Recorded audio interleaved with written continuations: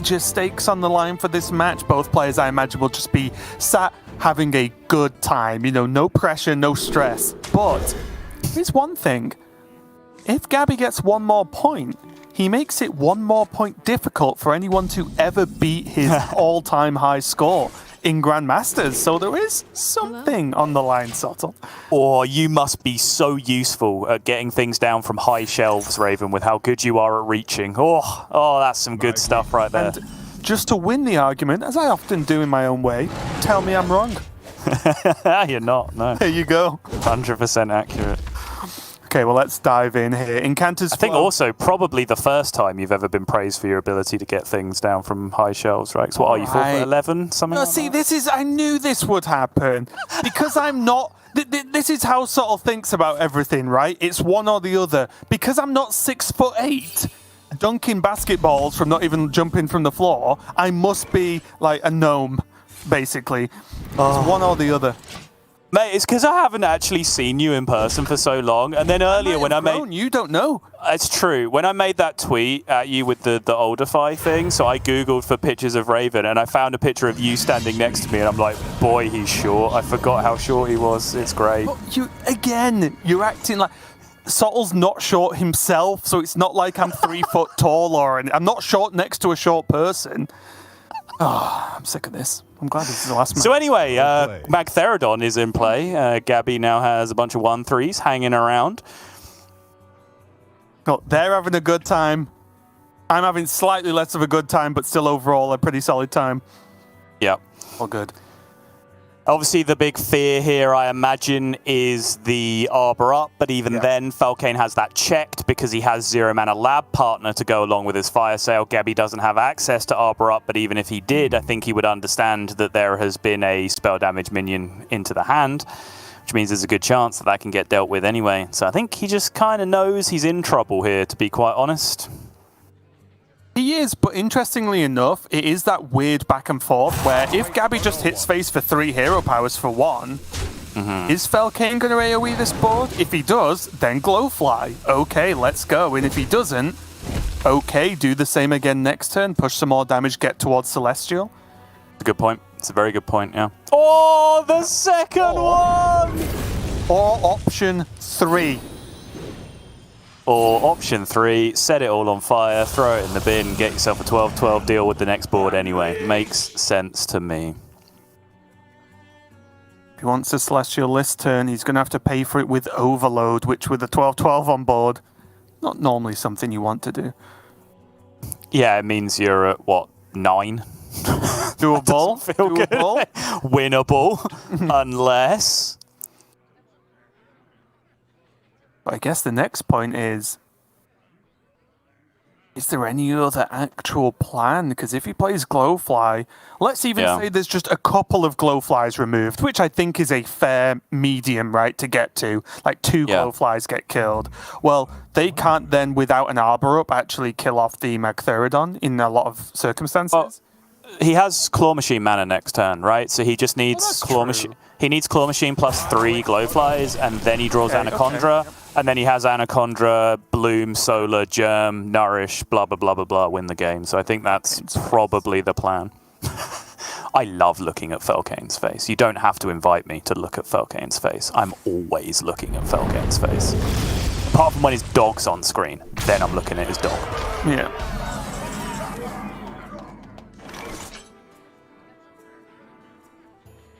I will say as well, after his performance this week, I imagine we're going to be seeing a lot more of that blanket because he's won it and won. That's all I can say.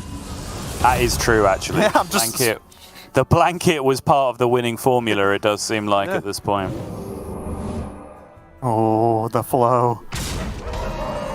My goodness. Falcane has just had the hard counter to absolutely everything Gabby has wanted to do, but that is a very, very nice combination now because, suddenly you thought it was all going well, but pictures taken moments before disaster. The Gab Jam has begun, and now the endless draw chain is available. Solar Nourish now? Is it? Well, importantly as well, there's the second Celestial, right?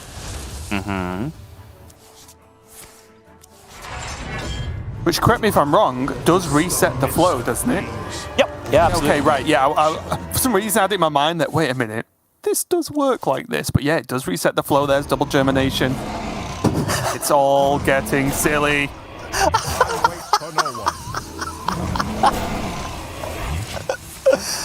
Imagine, Felkeine, let that be a lesson in hubris to you. You thought you could make a god bleed, and you were so very, very wrong. Reflect on your own foolishness this turn while you sit there with 1 mana and nothing to do against this board from the man who is now 12-1 with Anaconda Druid in Hearthstone Grandmasters. Let's see if he does anything here. All right, so it's lab partner, and confirmed. first flame, unless... No. 12-1, guaranteed. Gabby takes the victory, and honestly, a huge part, sometimes I wonder, what if my career was different, right? What if when I did try and, play competitively, what if it went a bit more successful? What if maybe I was a GM? I'll tell you now, I'm glad I'm not, because if I have to deal with playing against him all the time, it would wind me up. Because, oh, what a win there. Felkeine looked like he had every single answer, right? The Magtheridon, the double AoE with Fire Sail to just guarantee the thing I brought up of, well, what if Fire Sail gets pulled out, then you refill and then go. And then just like that, with a few nods of the head from Gabby, or many nods of the head, 1 turn happened and it all ended. Game 1 goes to Gabby, and it was disgusting. You literally, without fail, in a heartbeat, monster pick Gabby for predictions every single time. As Raven knows, yeah.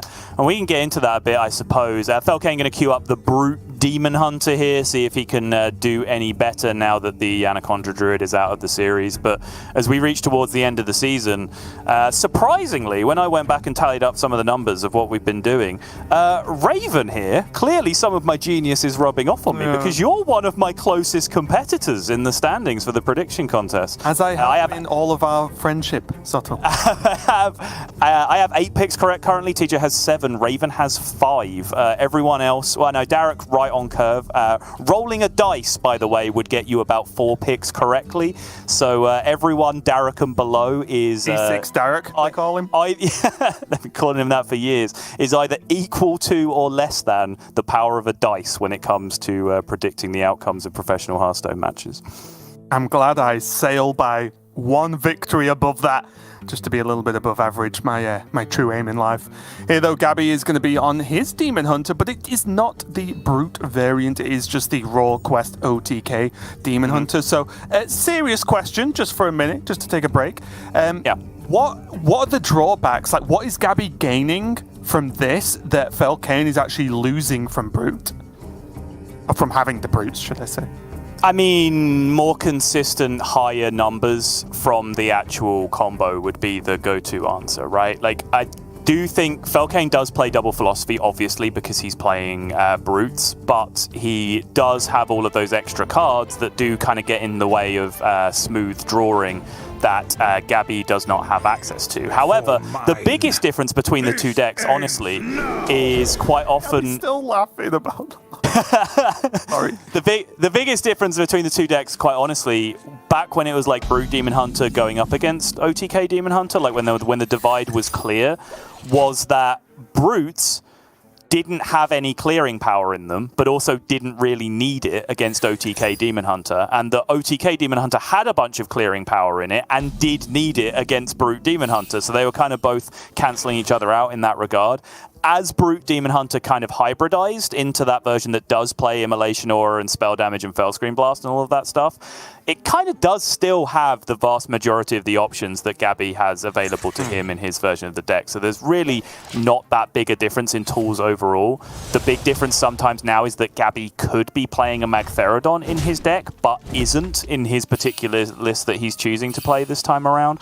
So honestly, I think with the way that these 2 decks are built individually, I think Felkeine might just have a little bit of an edge just with the added beef of a couple of Brutes in there. Let's see how it pans out there. Nice early weapon there for Felkeine. On the other side, though, Gabby got the Sigil, so he gets the double draw.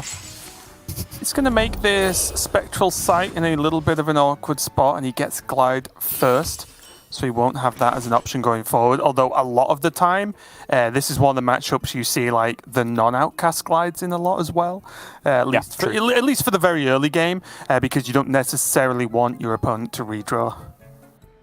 Yeah, you don't necessarily always want your opponent to redraw, but most importantly, you just want to turbo quest all the time. Sure. I think is it just get that quest done. So whereas with Demon Hunter in some matchups, you'll happily take a bad turn that involves like throwing away an Immolation Aura or whatever else to move a glide over into outcast position.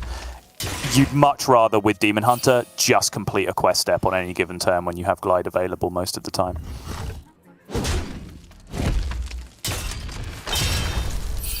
Okay, and we'll be looking to at least mimic the power of the turn from Gabby and getting that card draw going. There's a glide.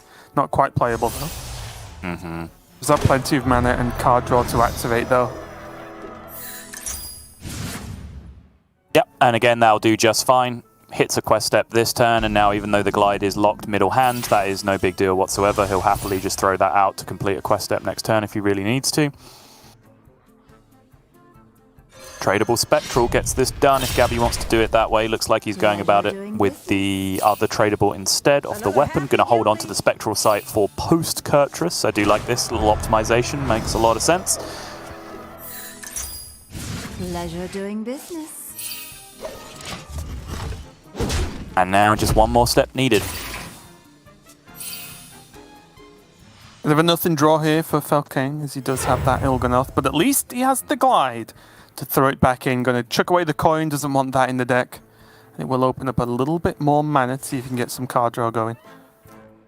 Yeah, nothing else in the hand really worth dumping. I think generally in that spot, you should look to spend your mana pre-glide instead of post-glide. It can be counterintuitive, but I think it's something that a lot of the better players recognize. Because the big cards you want to play after glide are Sigil and Tusk Piercer, which you can play for 0 mana anyway, right? Because they're going to get discounted after the glide comes down. So if you have things like Immolation Aura, stuff like that in your hand that you can just throw away, I think it's generally good to do that, because glide is inverse secret passage. Any card that you throw away before you play the glide then thins your deck in the way that throwing away cards from a secret passage thins your deck for the way for what Rogue does. I don't think there's a need for Falcane to really do anything at this point, right? You can just wait for the Spectral Sight for next turn. It's already in the right position. Just going to push one and review in his next turn. And for Gabby, also Spectral Sight in castable position here for Outcast. But as I was talking about last turn, ideally I think he wants to hold on to it, and that Acrobatics allows him to do so. Oh, he is going to rip Spectral Sight. This actually does surprise me a little bit. Because with the Acrobatics, he would have had the mana available to play Kurtrus, and he'd be playing Kurtrus on a 6 mana turn, right? So he'd be able to go Kurtrus Spectral Sight straight up just on any given turn. This does retain Acrobatics, and Acrobatics is nuts with Kurtrus, obviously, because you get so many cheap discounted cards that it's quite often draw 4. But it's 2 turns away from being playable with Kurtrus as opposed to the Spectral Sight, which was playable immediately. So a little bit surprised he chose to go about it that way.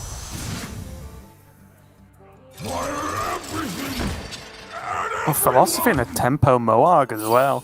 And again, Tempo Moarg is not necessarily to do with it being a 3-5 pushing damage, although if it doesn't die, that'll happen. It's more of just giving your opponent a must-kill target on a turn they will want to actually activate Kurtrus.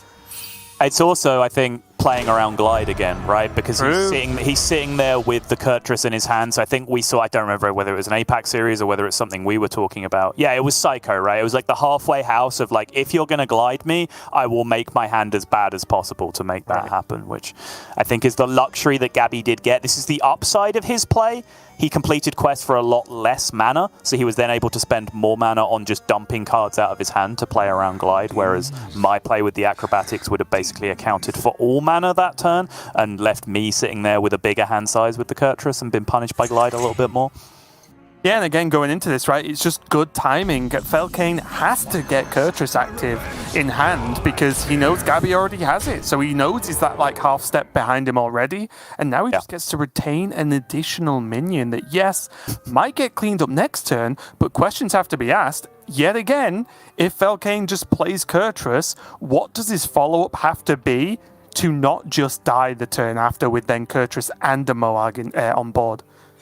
Let's just hold on a second, because Gabby's being very careful that he's not throwing the game this turn, because Moag's on board in an OTK Demon Hunter mirror is scary, and he knows there's a couple of discounted cards in hand already. He knows there's a discounted card being drawn from the Sigil. So I think Gabby was just sitting there and thinking about what does it mean if one of those discounts is Il'gynoth, one is a Moag, one is a Philosophy, one is a Fellscream Blast. I know that's already too many, but, you know, pick various combinations. Does this mean if Falcane's hand costs 0 for some reason? Yeah, right. If every card in Falcane's hand costs 0, do I lose the game? Well, yes, you do. But fortunately for you, that's illegal. But I think the only thing he could really do to play around it would be just like randomly Fellscream Blast his own board to heal for 4 back up to 30. That's really the only option he would have in that position. Right? Which doesn't sound good, does it? Or at least doesn't sound worthwhile. Is more of a relevant term, I guess. Mm-hmm. Yeah, there's Kurtrus. Felkeine does have studies now, but again, gonna hold on to it. And what's that, 10 damage just available from Gabby on board? Alright, how many cards can you draw for 0 mana, Gabby? That's the question. 2. Alright, cool. 0 mana, of course, being any card you could draw for 0 after that point. Il'gynoth was still playable and possibilities were still real, right? But from this point, there is no kill combo going to be available, even with the Moag already consolidated on board. But Gabby here just blasting through his deck. Yep. Have that Spectral Sight as well. And even at this point, I mean, he can now, but even if he could have dumped the I-Beam, even a Spectral Sight just for the 1 is worthwhile. I see. I like this as well. That probably looked weird, but Gabby wants to trade away his Moag for the reasons you outlined last turn, because now Felkeine has all those options potentially again, but with 1 more mana and more card draw accessible to him. Yes, indeed. And now the hand, as it stands, is just a touch too expensive for Gabby. He does have +2 spell damage, 2 Moags, Il'gynoth, and a Fellscream Blast, which is the classic 36 OTK, but it currently costs him 10, which he does not have available. So if he can get hold of 0 mana +2 spell damage, which he can do very easily, then he will have Il'gynoth for 4, Moag for 2, Moag for 1. That's 7, spell damage for 0, Fellscream Blast for 1, and that will be an exact 36. But as it stands right now, it doesn't quite have it. Yeah, that is one of those awkward moments drawing the Brutes, right? Like, if that was another card draw, it would have been a lot better for Felkeine. He does still have Spectral that he might just have to go fishing for. He's probably just deciding whether he ever plays a Brute first.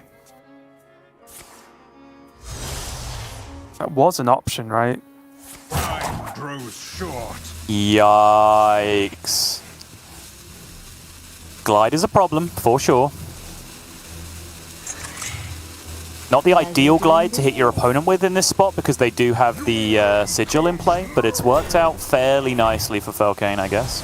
Not too bad for Gabby, though. 0 mana Moag, and then Acrobatics for 1 is insane. See what this Sigil blesses him with. That is a 0 mana I-Beam, Also, as long as it stays mid-hand. And that's lethal. All the damage in the world. And Gabby was just that 1 step ahead for the majority of the game, right? Managed to push a bit of extra damage, pile on the pressure, have a little bit more freedom with some of the card draw. It was a tough one for Felkeine there. One very difficult to actually claw his way back into. Strict misplay, not very often that Gabby makes mistakes, but it is strictly incorrect to not kill your opponent with the card that triggers Acrobatics, because that is one of the most BM things that you can do to your opponent. They blow up, and then they have to watch you draw 2 more cards. It's great. Pretty good. Gabby is going to be ending now with a victory with that Demon Hunter. He is going to have this handlock again. So as usual, I will grumpily ask questions of whether that handlock is good enough. But after that previous matchup where the handlock kind of got help by the glide to get there, it was kind of hilarious. And I will say Gabby has been impressing with the list at least this week. Going to be going up against Mage, though. It's honestly such a weird deck. Like, it keeps on hitting. You know, some of you might have been watching the Hot Takes episode that aired there in the break when we were talking about this, how some people think this deck might end up getting nerfed again over the course of this expansion, even though it's been completely obliterated on multiple occasions. Quest slowed down, Giants slowed down, Battle Master nerfed. So many cards have been hit in this deck.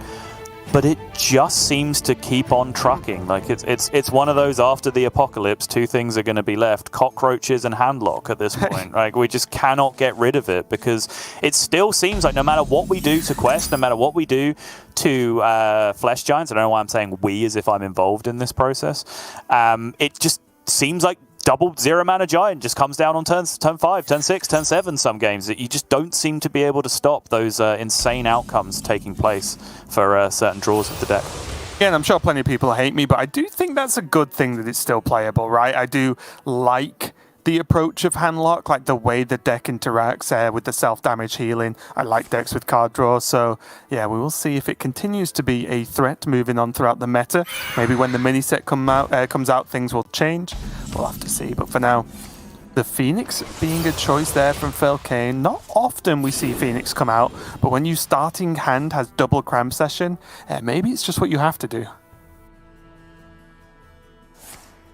Certainly looking that way. Looks like Falcane going to send the Runed Orb downtown. Nothing wrong with this. Arcane Intellect, usually a pretty solid pickup, but yeah, I think with double cram session already in hand, one of them almost certainly being allocated to be played with this Phoenix. I think taking a different spell school is a better way to go about it, so picking up the evocation there makes a lot of sense.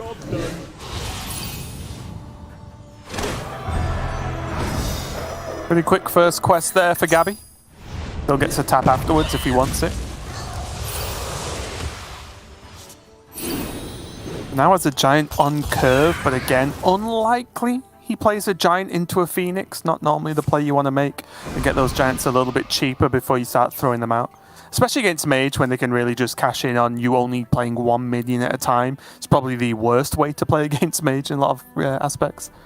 Yeah, agreed. You want to have those big explosive turns where, you know, you're getting cheap flesh giants down on the same turn, you're playing a Null on the same turn, you're playing a Cult Neophyte, right? Like that kind of deal. Just really put a bunch of pressure on. Very similar to the way the better handlock players evolved playing the Rogue matchup that's now kind of trickled down to most of the community and the right way to execute that matchup.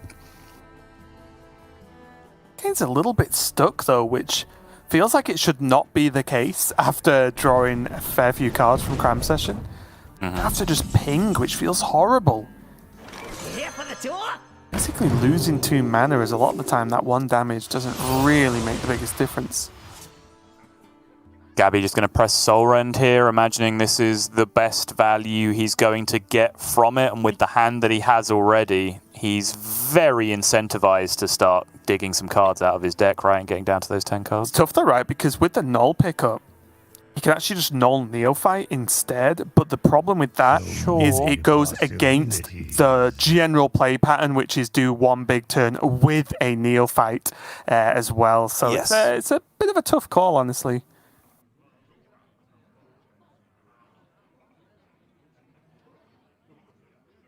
Felkeine kind of showed that he just didn't really have the most active hand in the world either. Maybe that's because it's full of removal, to be fair, and obviously he isn't going to remove his own Phoenix if it's not Frost. That's one of the reasons I kind of don't like this, to be honest, is that it feels like a dead hand. One of the cards that's in there is kind of likely to be a Fire Sale at that point, which would have just been playable that turn 4-5, and Fire is still needed to be ticked on the quest step for Falcane, so it felt like a pretty good turn overall was available. But regardless, Felkeine just ignores everything, drops the Magtheridon. Kind of, we've seen this dynamic play out a couple of times in this matchup, where it's just a game of chicken, right? Like, Falcane doesn't necessarily want to pull the trigger without killing other big minions, but at the same time, Gabby's quite happy to just keep putting on pressure with small minions plus the warders if Falcane's not going to pull the trigger and clear the board. Yeah, and I really like the Torguard addition there, because you don't care if a 1/1 dies and just spend the mana now, get the free live tap next turn, so it lines up really well. Falcane, though, is going to take some time. Actually use a Frost spell here and start this cycle. That was his first quest progression on turn 6, which is slow. Springwater, of course, not going to a spell school. Fire will go to the spell school. Evocation goes to the arcane school, by the way, even though some people seem to think it's a fire spell for some reason. It doesn't. It goes to arcane. Can confirm they did not play WoW. And of course, prep goes to prep school. Hey. I get it. Not funny, but I get it. I mean, that's all I ask. That's all jokes are in the 21st century. They don't actually have to be funny. They just have to make people go, ah, yeah, I recognize that thing. Hence memes. Wait, that was funny. That's not how it should work. You liar. Just a walking paradox. Wait, no, not that. I take it all back. Gabby getting bit here a little bit with those Hellfires. Or I guess Hellfire Warden, should I say. Just gotta take the concede there. Just can't deal with Magtheridon. There's a lot of big removal. There's a lot of strong removal in Warlock, but not quite adding up to 12 for Gabby there. And I think a big problem was, even though I think that game from Gabby's side went at a pretty rapid pace, it just wasn't fast enough to get those bristlebacks active, right? Which really would have made the difference. If you can bristleback down, or at least help with a bristleback to kill like half a Magtheridon, then you're looking in a much better spot. But without any actual removal, just not going to get the job done. And Felkeine isn't going to go down without a fight, Sottle. Absolutely not, no. And I do think, as we've been talking about with Falcane's series, the mage has been the sticking point. I don't think that's the case in the way this series breaks down, but generally we've been talking about that, and it's been true in the way that the series have panned out. Like, the mages picking up wins have been very, very important generally in the mage mirror. I think if we were casting Gabby's series, if we got to cast Gabby's series for longer, if he actually, you know, they were a bit closer and they went 3-2 and took an hour and a half or so, and we actually got to dig into it, I think we would have talked more about how the Warlock was always the important deck to get a win for him, right? But that just hasn't really been the case. Right. He's just got a nutty draw and just blitzed his opponent with the Warlock at the first attempt. But again, I think that is pretty much the case in this series, where even though he got off to a flyer with a 2-0 start, which is of course the best possible thing he could be, the Warlock still being in his lineup is still the biggest problem, and this series does have legs in it yet, and I think this Warlock is the deck that Falcane is going to do his best to try and exploit. Yeah, Falcane has his Demon Hunter left, which he's playing now, as you can see, and still has his Garrote Rogue as well, so... And here we are again. The opening hand backfire. However, this time Gabby will be sent signals, because if Felkeine wants to set up Outcast Glide, he has to just throw away Immolation Aura this turn, right? Which is a pretty clear signal of what will be going on to Gabby, and we might just see him divert. Instead, Falcaine's not going to do that. Looks like he is just going to set up the Sigil instead. No! He's skipping Sigil altogether, just signifying his intention to just straight up glide on a following turn, sorry. Yeah, and the big thing as well about the Immolation Aura, it's also wouldn't be like some other matchups where Immolation Aura is almost pointless. Right. Immolation Aura can actually do things in this matchup specifically, right? There are enough minions that you want to clear off. We can see now Falcaine's actually going for the Immolation Aura, and even it killing a 1-1 has to, as you said, be sending signals to Gabby right now. Yeah, so now the intention for Felkeine is to go Sigil, Coin, Glide, potentially on the following turn, to get that reload after the Glide, as opposed to just drawing cards with the Sigil beforehand and not worrying about it. Well, Neophyte will help with that, though, for Gabby's side. It will certainly shut down the optimal play, yes. Yes. Shut down the Glide. You can still get it. Felkeine! No, sir. That does nothing. Gabby going to accelerate his own quest game plan here as well. Yeah. Getting the first proc done.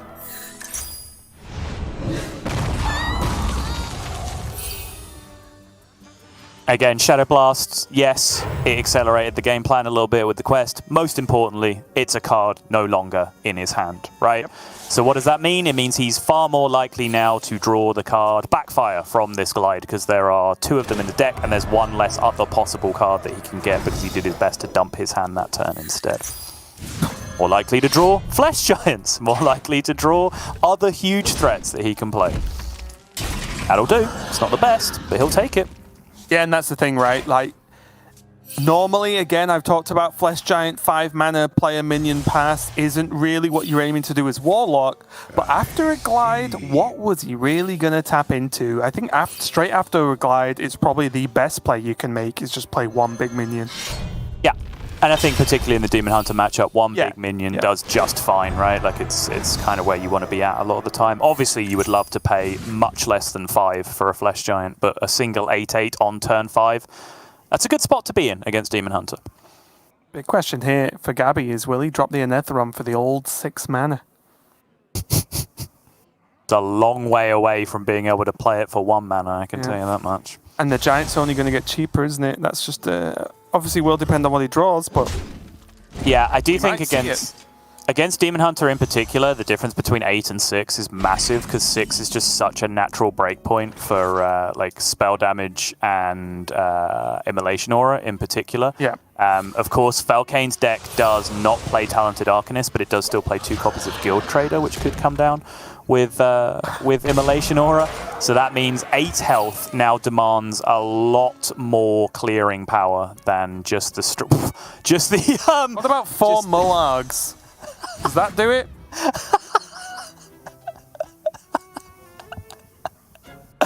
It's not good, but I want to see it because it's objectively the funniest thing you can do this turn. And Felkeine might just win the game on tempo based on what removal's available. Oh wait, there's Tamsin. Yeah, there's Tamsin. Yeah, that's what we want to see. 4 Moargs, Fel Screen Blast, Tamsin, touch, touch, touch, coil. Or touch, touch, coil, coil, sorry. Pleasure. You just doing coil. No, you would coil... You have to coil... How many Moargs have to be alive for you to coil? My brain's fried. 2, right? Yes. Oh, they're 3/5, so not even necessarily. Okay, yeah, sure. It's happening! Yes! Ooh, the 4th didn't come out. Oh, it sucks. All Max tempo. Okay, well, that helps. right. That does help a lot, Or yeah. at least makes numbers easier.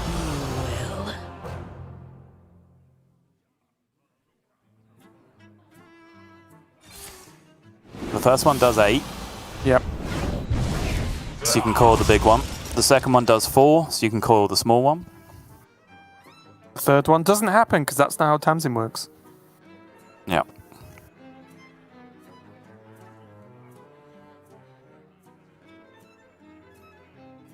Backfire is pretty interesting here as well, right?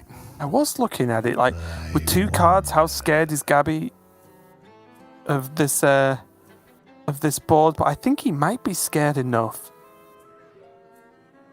Mm-hmm. I think for 1 turn, clearing 2 Moargs feels worth it to me. So he's going to tap instead of coil to get Touch the double Moarg. touches into Yeah, the yeah, deal. yeah. Okay. So the other way to do it would have been, what, coil first, skip the tap, and drain soul the 1 remaining 3/5 Moarg would have been the other way to go about it, but you use a Mortal Coil to draw a card while skipping life tap, so that is probably just worse in that scenario, right? I think so. Okay. Here now, though, for Falcane, he needs to quickly make up a plan B. Not that he was ever really expecting the Moargs to live and win the game for him. That was definitely a turn out of desperation than anything else, but it does mean he just has that 1 Moarg as part of his combo in the deck. Just a quick look, now he's on 14 cards, just to see what's knocking around. Still, of course, has that extra philosophy, because he is running Brutes, where you naturally will end up running 2. Yep. All 3. Now another one on top of that as well, but it might still end up being Sigil Runner, no? Okay. Time grows short. Gabby, of course, will know, I'm pretty sure, right? That there's that 1 Moarg in there. Well, he will now, but I think he would have been aware of it beforehand. He knew about it before, yeah. Yeah. Yep. Like, they were were they generated from 1? Yeah, it's weird anyway. Yeah, they all came from a single Moarg to begin with, right? Because there's 1 natural one left in the deck. Yep. And it's going to be an Anetheron. Sooner than I thought we were going to see it, Sottle, I'll be honest. It's a Netheron Scavenger as well, because he gets down to 9 cards remaining in deck, and he still just has a Tamsin alive on board. So if there's no Immolation Aura drawn this turn, Falcane's in a world of trouble. And if he's going to play Kurtrus, he doesn't have the mana available to draw Immolation Aura. He has to cycle the spell damage to even draw Immolation Aura in the first place.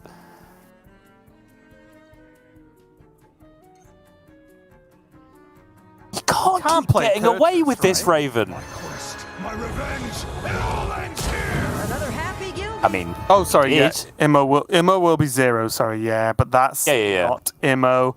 Double Sigil, effectively triple Moarg, and no way to kill these minions. And although it isn't lethal on board, we can see the nice addition, as always, of the Battleground Battlemaster in hand is going to end yet another game. And look at Gabby's sort of sus face, should I say. It's like, what's he planning? He's planning to die. Pleasure doing this. And that's not enough. Definitely not enough. Yeah. Falcane's just taking his time. Unless... well played. Battlegrounds Battlemaster comes down, and how does he keep getting away with it? He can't just keep winning with Warlock. That's not how this is supposed to work. These are not Gabby. the stats we were told.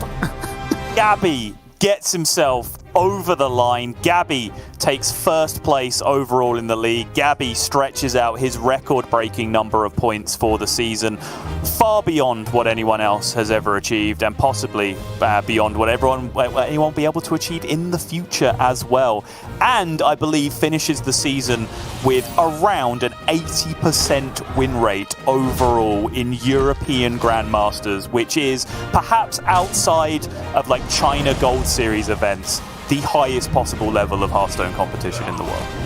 Truly ridiculous in the best of ways. I will say as well, happy to see Felkeine enjoying himself. He's also had a good season with a fantastic recovery early on to be able to be involved in those playoffs. But most importantly, Gabby, of course, takes the victory. Week 7 champion, chucks more points on the pile he's already got, and finishes off the season like he said he would. He finished off, he says, yeah, I'll just win the season, no problem. First GM season for Gabby. Huge success. Look forward to seeing what he can do in playoffs, because that's got to add, honestly, Saul, an extra slice of pressure, right? Because all of this success for Gabby, yes, it has led to him in playoffs getting a 1-win advantage, so he does have a basically higher chance of making it to that final, making it to Worlds.